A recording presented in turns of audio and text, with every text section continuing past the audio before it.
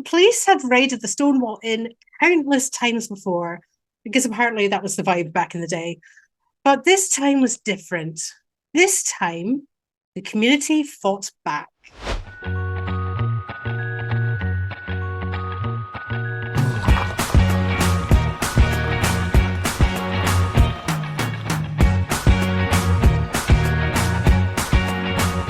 I'm Sister Alaska Lott.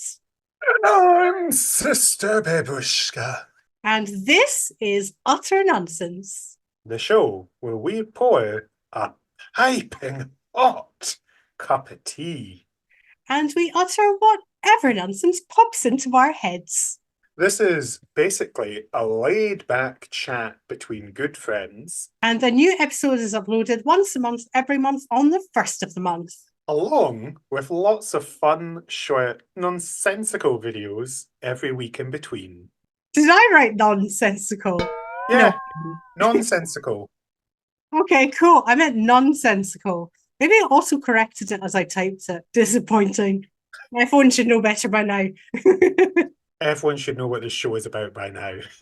So today we're diving into a topic which is close to our hearts. We're going to be having a look back at the Stonewall Riots, which is over 50 years of progress. Oh, that's only a quarter how old I am. You don't look a day over 100, dear. Thank you. And I tell you what, it's only a tenth of as old as Joan is. As we celebrate Pride Month, it's important for us to remember and reflect on the pivotal moments in LGBTQ+ history that have shaped our community and shown just how much progress we have made over the years. So grab your tea and join us as we take a journey through time and explore the legacy of the Stonewall Riots, a defining moment in queer history. Let's dive in by giving an overview of what the Stonewall Riots were. Straight into the heart of our story, the Stonewall Riots. To understand their significance, we need to go back to the 1960s, a time when the LGBT+ community faced immense challenges and discrimination. I don't know why I'm laughing at that. That's a terrible time to go back to. Laughing at others' misfortune, Babeushka. Clearly it's a schadenfreude. And at this time, there was one place that played a central role in the lives of many LGBTQ+ individuals, which was the Stonewall Inn, located in Greenwich Village, New York City. Now, the Stonewall Inn wasn't just any bar. It was a haven for the marginalised, a refuge for those who faced rejection and persecution elsewhere. Wasn't just any bar, it was a gay bar, don't you know? I want to take you to a gay bar. I want to take you to a gay bar, gay bar, gay bar. Let's start a war. Oh, the Electric Six. But you see, back in the 60s, which was just less than a lifetime ago for most of us, homosexuality was largely illegal, and establishments like Stonewall provided a rare space where LGBTQ+ folks could gather without fear of persecution. Why do I feel like that lifetime comment is really shady? Just to remind people how close it has actually been since it was all illegal. Remember, people, soon you will die. Soon. That was not the vibe I was going for. That is the vibe that I got. Mine was more that your grandparents will remember that time, even if you don't, youngsters. Life is short, soon death. Death upon you! Thus, be gay and commit crime. Because life's too short to wait till it's legal. But even within the relative safety of Stonewall, the community faced constant harassment and raids by police. Unfortunately, the 60s had an intense political climate, a time of social upheaval, with movements for civil rights, women's rights, and anti-war protests sweeping the nation. And in the midst of this turbulent environment, the LGBTQ+ community was growing increasingly frustrated with the ongoing police raids and the discrimination that they regularly faced. That frustration finally reached a boiling point on the night of June 28th, 1969, don't laugh at that, when the patrons of Stonewall decided they'd had enough. The police had raided the Stonewall Inn countless times before, because apparently that was the vibe back in the day. But this time was different. This time, the community fought back. Among the key figures involved in the uprising against those capitalist pigs, oink oink, were I'm ready to swing for the establishment today. That's what we're finding out on this episode. Among the key figures involved in the uprising were Stormy de Laverie, a black butch lesbian, Sylvia Riviera, a trans Latina drag queen, and Marsha P. Johnson, a transgender woman of colour. Their courage and resilience in the face of adversity inspired countless others to join the resistance. The riots that erupted due to the police abusing their powers lasted for 3 nights, with clashes between the LGBTQ plus community and the police intensifying over that time. It was a pivotal moment in history and a turning point in the fight for LGBTQ plus rights. The Stonewall Riots galvanised the LGBTQ plus community, sparking a new wave of activism and advocacy. No longer was the community willing to be pushed around just for existing. And their significance extends far beyond those 3 nights of unrest. Stonewall marks the beginning of a movement that continues to this day, demanding that we are treated with dignity and respect. It paved the way for progress, for visibility, and for the rights and freedoms that some of us enjoy today.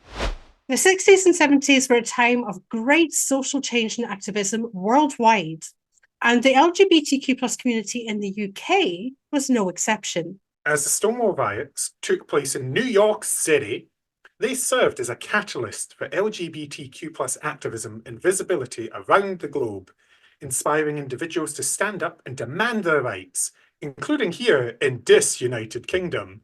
Feeling spicy, were we, when we read this over? Oh yeah, it was. In the UK, the Stonewall Riots ignited a spark of activism that would ultimately lead to significant progress in the fight for LGBTQ plus rights here too.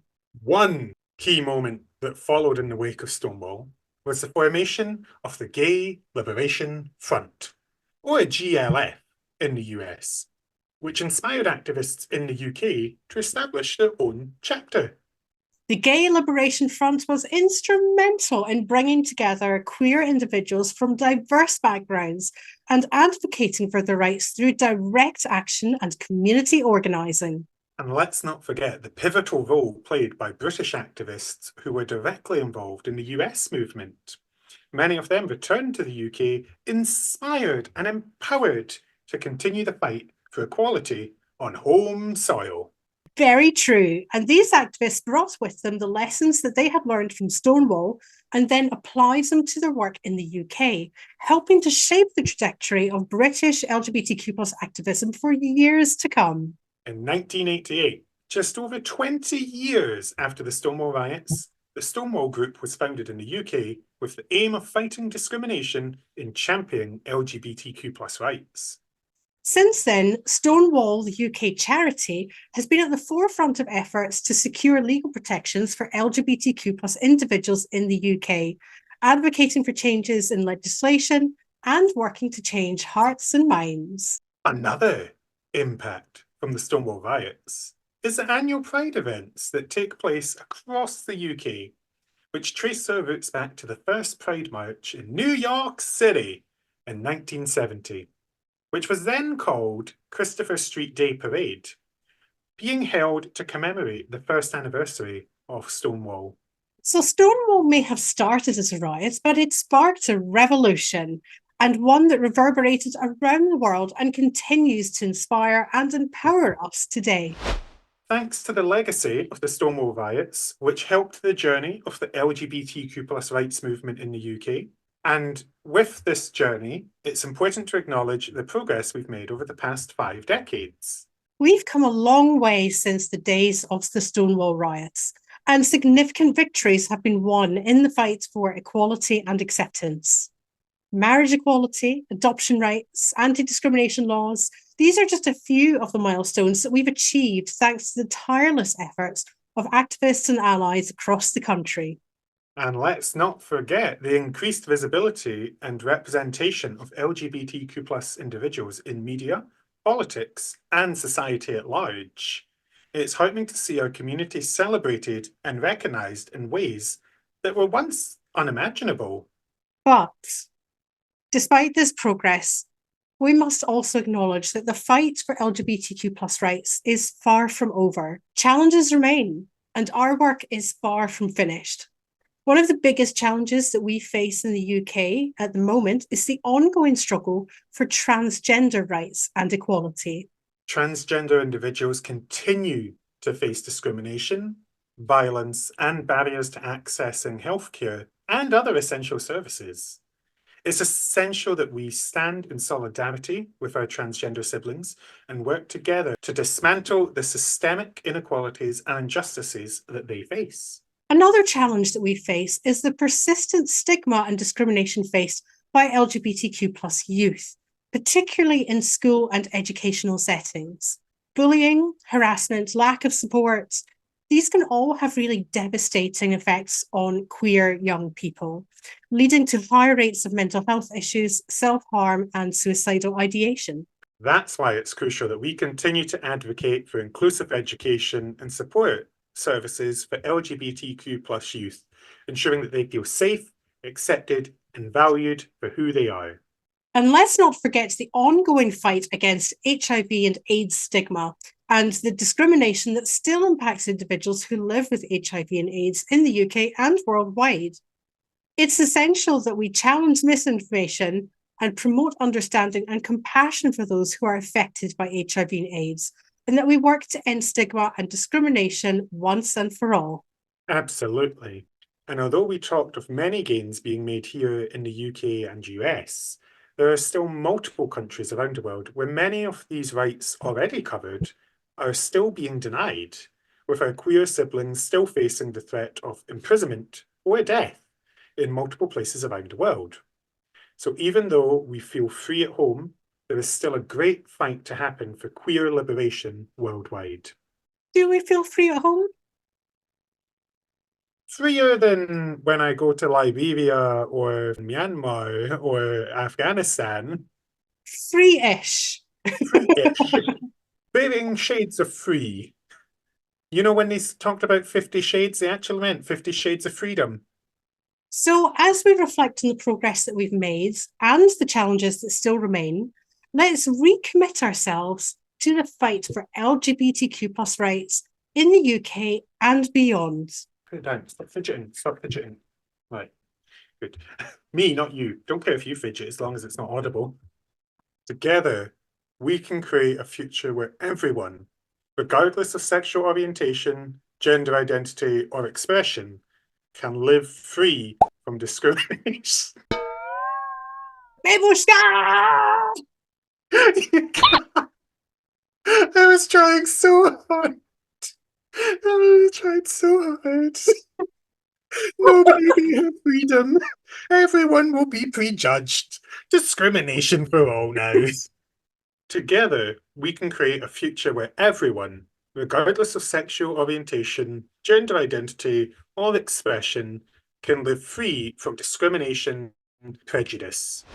So, as we come to the end of our journey through the history of the queer rights movement and reflect on the 50 plus years since the Stonewall Riots, it's important to remember that our fight is not over. While we've made incredible strides forward, there's still much work to be done to ensure equality and acceptance for all members of our community. And we can honour the brave individuals who stood up for justice and equality by continuing to fight for a world where everyone can live authentically and without fear. But let's not forget just how far we've come. From the brave activists who stood up at Stonewall to the trailblazers who continue to fight for justice and equality today, we've made such huge strides forward. And our community is built on a legacy of resilience and strength together. So, as we look ahead to the future, let's carry that legacy forward with us. Let's stand united in our commitment to creating a world where everyone can live authentically, proudly, and without fear of discrimination or prejudice. So whether you're a member of the LGBTQ plus community yourself, an ally, or simply someone who believes in equality and justice for all, we invite you to join us on this ongoing journey. Follow our socials, watch and share our videos, and if you're based in Scotland, please come to our events and contact us if you want to get involved. Together, we can build a brighter, more inclusive future for generations to come. Thank you for joining us today on this important conversation.